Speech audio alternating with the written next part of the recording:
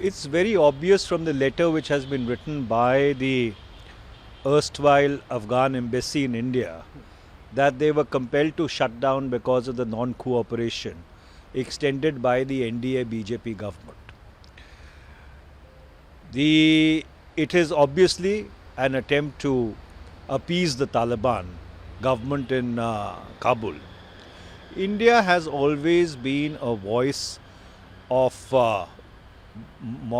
morality. It has stood for values. It has stood for certain principles in the international fora ever since its inception as a nation in 1947.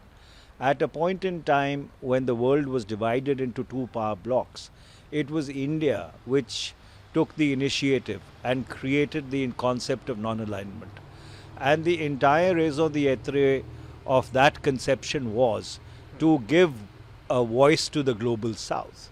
And today you see the strange situation that a regime in Kabul, which is not allowing millions and millions of women and girls to go to school or go to work, a regime which is persecuting its opponents relentlessly and using the most brutal and the harsh forms of punishment against those who were in office from 2001 to 2021.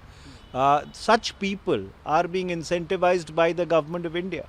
At a point in time when everybody is waiting and holding on to their horses and not giving recognition to the regime in Taliban until and unless they commit themselves to certain basic modicum of human dignities to the larger population of Afghanistan, at such a point in time, India, which should be the moral voice of the global south, is incentivizing such a regressive, orthodox, conservative regime by virtually handing over the Afghan embassy in Delhi to the Taliban. This is extremely unfortunate.